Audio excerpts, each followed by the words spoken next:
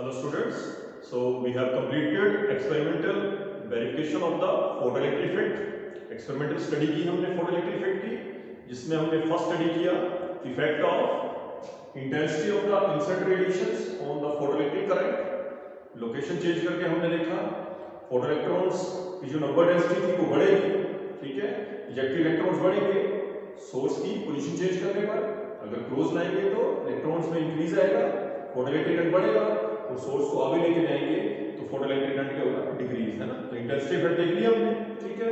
फिर हमने बात की पोटेंशियल की, कलेक्टर वाली प्लेट जो थी जहां पे ड्रिफ्ट हो रही थी इलेक्ट्रॉन्स की, है ना, एक पॉइंट पे वो सैचुरेट हो गई थी जब हमने पॉजिटिव पोटेंशियल किया था, ठीक है, जिसको सैचुरेशन बोला हमने।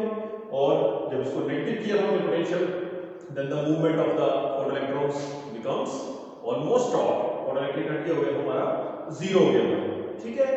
सो after that we have studied the effect of third case जो हमने पढ़ा था, इफेक्ट स्टडी किया हमने फ्रीक्वेंसी का, है ना।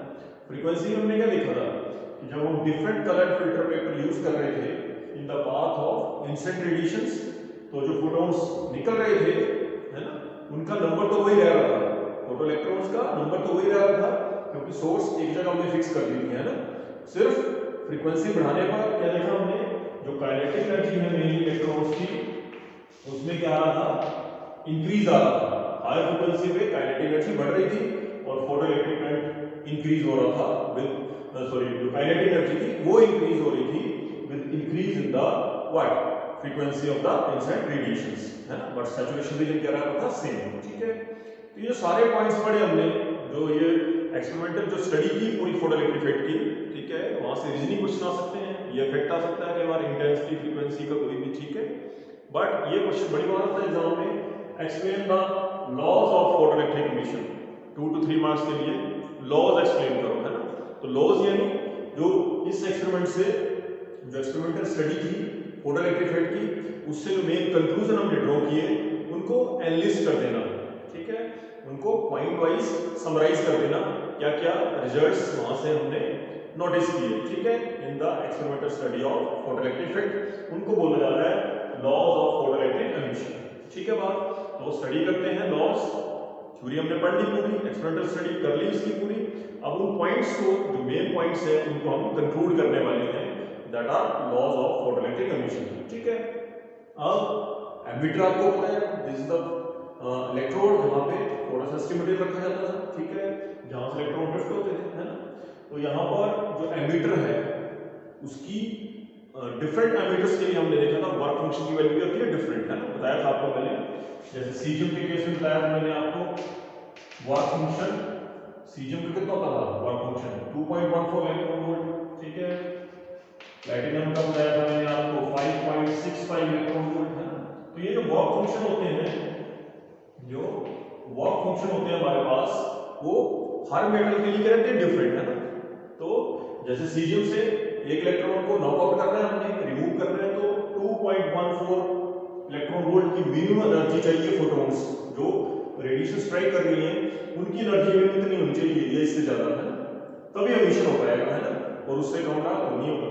प्लैटिनम में कितनी चाहिए एनर्जी, और ज्यादा हाई एनर्जी चाहिए मेटल्स में, है ना। बाकी डिफरेंट मेटल्स में क्या देखा था हमने, डिफरेंट वर्क फंक्शन होता है, ठीक है। तो जो फोटॉन स्ट्राइक कर रहे हैं उनकी जो फ्रीक्वेंसी है उसमें भी क्या करना पड़ेगा, हमें चेंज लाना पड़ता है ना। फ्रीक्वेंसी चेंज होगी तो जो रेडिएशन स्ट्राइक कर रही है उनकी एनर्जी में क्या आएगा, चेंज आएगा, ठीक है। तो पहला पॉइंट तो ये बन रहा है कि जो हमारा एमीटर है, जहां पे फोटोसेंसिटिव मटेरियल रखा गया है या कोई भी एमीटर है, ठीक है, तो वहां से इजेक्शन तभी होगा अगर जो फोटॉन स्ट्राइक कर रहे हैं उनकी फ्रीक्वेंसी ज्यादा हो एक मिनिमम वैल्यू ऑफ फ्रीक्वेंसी से, जिसको क्या बोला जाता है, थ्रेशोल्ड फ्रीक्वेंसी, है ना।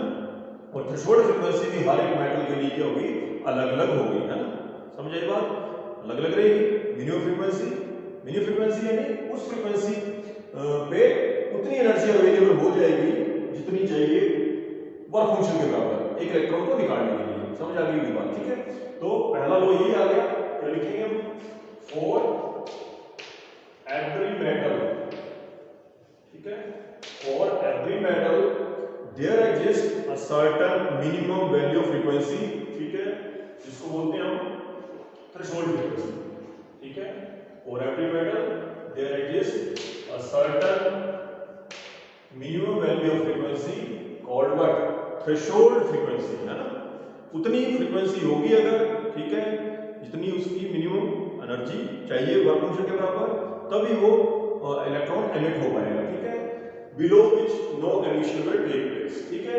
तो फ्रीक्वेंसी फॉर्मली इक्वल टू या ग्रेटर देन थ्रेशोल्ड फ्रीक्वेंसी होगी, तभी एमिशन हो पाएगा, ये है ना। तो फर्स्ट में ये बन गया, पॉइंट्स दे देंगे आपको, समझ आ रही होगी बात कि for every metal there exist a certain minimum value frequency, threshold frequency below which no photoelectric emission will take place, है ना। तो एमिशन तभी होगा अगर जो फ्रीक्वेंसी है सोर्स की, रेडिएशन की, that must be greater than और equal to the threshold frequency. तो ये था फर्स्ट पॉइंट, क्योंकि हर एक मेटल के लिए अलग अलग होगी, क्योंकि हर एक मेटल का वर्क फंक्शन अलग अलग होगा। क्लियर हो गया पॉइंट, ठीक है। सेकंड पॉइंट पे आ रहे हैं, जो हमने इफेक्ट देखा था इंटेंसिटी का। इंटेंसिटी में हमने क्या किया था, सोर्स को नजदीक लाए थे, है ना। सोर्स को जब नजदीक लाए थे तो क्या हुआ था, जो फोटॉन्स, है ना, फोटोन कितनी एनर्जी होती है फोटोन के पास, इक्वल टू h, है ना। तो जो रेडिएशन फोटॉन्स, है ना, number of photons striking per second over the emitter की ओर इंक्रीज, बढ़ रहे हैं ना। सोर्स नजदीक लाएंगे, सोर्स नजदीक लाएंगे तो सरफेस के ऊपर, मेटालिक सरफेस के ऊपर, एमिटर के ऊपर जो फोटॉन्स हैं जो स्ट्राइक कर रहे हैं पर सेकंड पे over the given area of the emitter, उनका नंबर क्या होगा, इंक्रीज, ठीक है। तो मीन जिसको हम क्या बोलते हैं, मीन जिसको हम बोलते हैं इंटेंसिटी, है ना, जिसको क्या बोलते हैं हम, इंटेंसिटी, है ना। तो ये चीज पढ़ाते हैं हम। तो जो इलेक्ट्रॉन्स निकलते थे उनकी नंबर डेंसिटी में भी क्या था, इंक्रीज, और जब इलेक्ट्रॉन बढ़ते थे एक्सटर्नल सर्किट में हमने देखा था फोटोइलेक्ट्रिक करंट भी बढ़ता था, है ना, पढ़ा था हमने। यानी जो ग्राफ आता था वो कैसा था, स्ट्रेट लाइन, ये I is directly proportional to IP। तो यही सेकंड लॉ है, ठीक है, यही क्या है, सेकंड लॉ, ठीक है।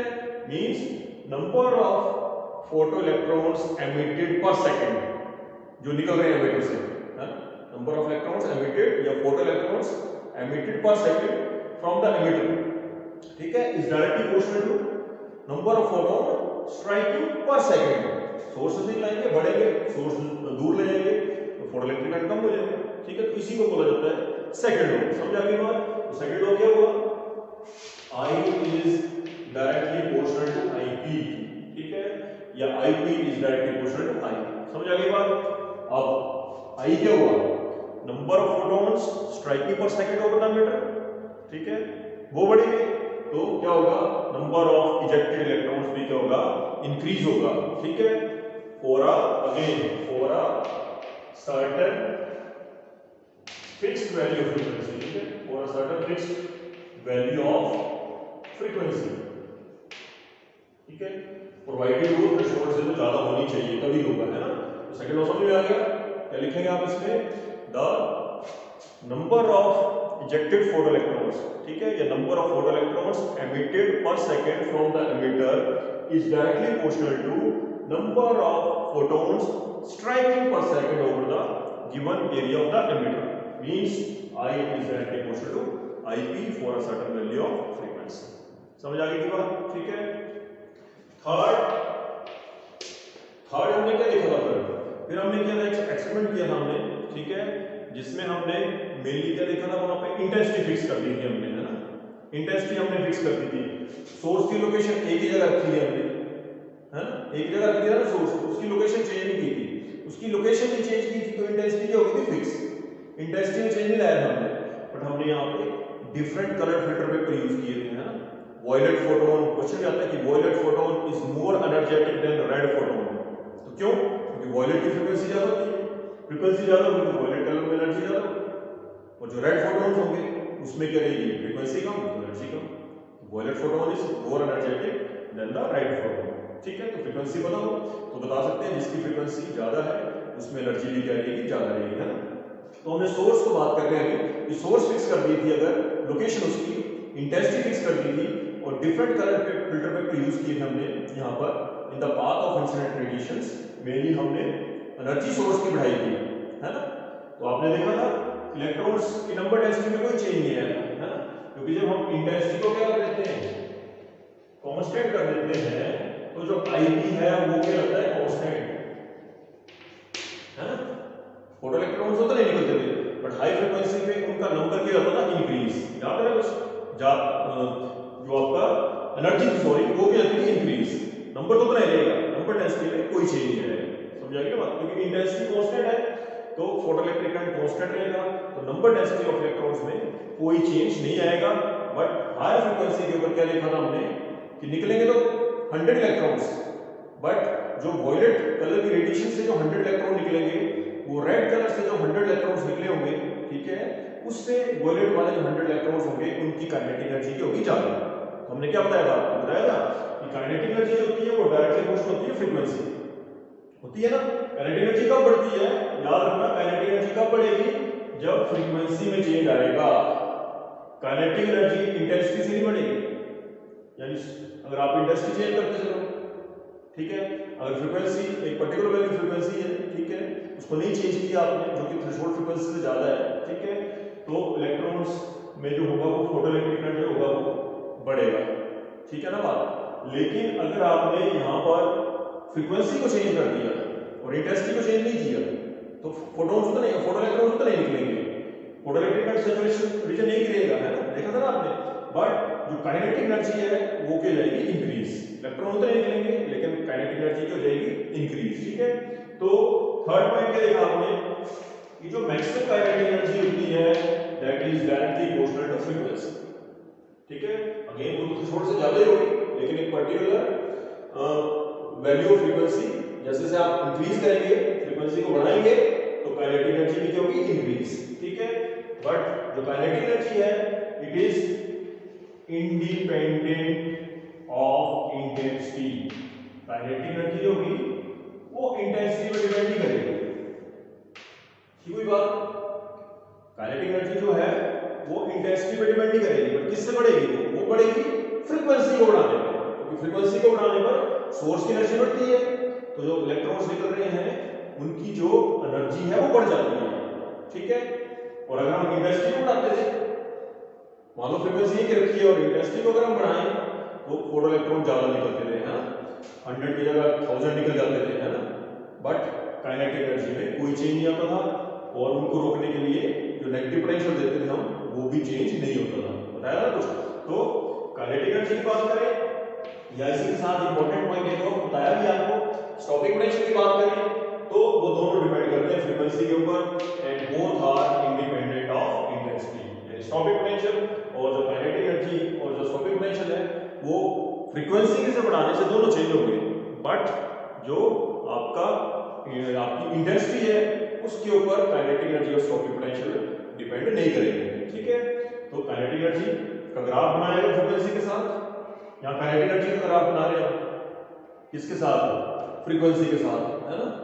तो क्या बोला, डायरेक्टली प्रोपोर्शनल, कैसा है ये, डायरेक्टली प्रोपोर्शनल है। डायरेक्टली प्रोपोर्शनल है तो ग्राफ यहां से शुरू नहीं होगा, क्योंकि यहां तो फ्रीक्वेंसी 0 रहेगी, फ्रीक्वेंसी बढ़ेगी बढ़ाएंगे हम फ्रीक्वेंसी, एक सर्टेन वैल्यू ऑफ फ्रीक्वेंसी पे पहुंचेंगे पहले, जिसको क्या बोलते हैं हम, थ्रेशोल्ड फ्रीक्वेंसी।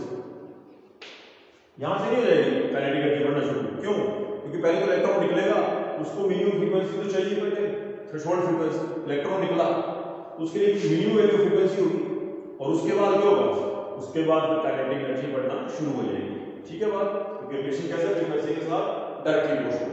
तो यहां से स्टार्ट करना है अपने ग्राफ, यहां से स्टार्ट करेंगे क्योंकि मिनिमम वैल्यू फ्रीक्वेंसी रहेगी, ठीक है।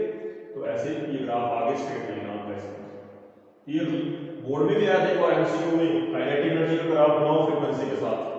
तो यहां से स्टार्ट होगा, ये मिनिमम वैल्यू फ्रीक्वेंसी रहेगी, एमिशन हुआ, उसके बाद फिर फ्रीक्वेंसी बढ़ाने पर काइनेटिक एनर्जी की जाती है, इंक्रीज होती है, ठीक है। बट दोनों काइनेटिक एनर्जी और पोटेंशियल है वो इंटेंसिटी पे डिपेंड नहीं करते हैं, ठीक है। वो बताया था मैंने आपको, स्टॉपिंग पोटेंशियल का ग्राफ बताया था, है ना, कि स्टॉपिंग पोटेंशियल जो था वो फ्रीक्वेंसी बढ़ाने पर हायर चला जाता था, है ना, फ्रीक्वेंसी बढ़ाने पर हमें ज्यादा नेगेटिव पोटेंशियल मिलता था, ठीक है। बट यहाँ पर देखें आप, यहाँ पे ग्राफ बना रहे हैं वो बना रहे हैं काइनेटिक एनर्जी और फ्रीक्वेंसी का, तो ऐसा बनेगा इस स्टेप में, ठीक है। अगर ये ग्राफ समझाने के लिए ऐसे दो मेटल्स का दियो, मान लो मेटल ए मेटल बी है, दो मेटल्स के लिए करें हम, ठीक है।